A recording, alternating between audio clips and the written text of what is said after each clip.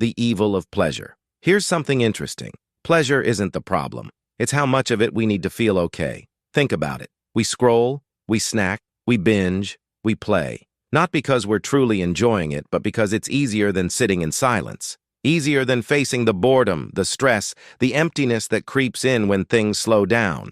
We chase that tiny dopamine hit like it's oxygen. But the more we chase it, the less alive we actually feel. And here's the trap. Pleasure feels harmless. One more video, one more level, one more bite. But before you know it, the day's gone, your mind's foggy, and you can't remember the last time you felt present. It's like trading your energy for a moment of numbness. So we start to wonder, when did something that used to feel fun start feeling like a cage? When did escape become my routine? That's the evil of pleasure. Not that it exists, but that it convinces us we're living, when really, we're just distracting ourselves from life. But here's the twist. You don't need to eliminate pleasure in order to regain control. You have to understand it. Ask yourself, what am I really craving right now?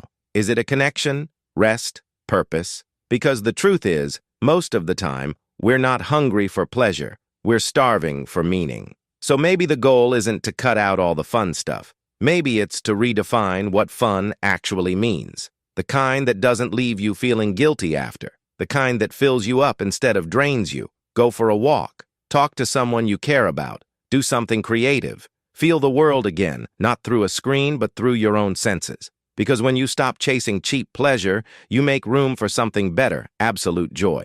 And joy doesn't fade when the screen turns off. It stays with you. It builds you. It reminds you that peace isn't found in escape, it's found in presence. So next time you catch yourself reaching for that quick fix, pause. Ask yourself, am I feeding my soul or just numbing it? Because that answer says everything.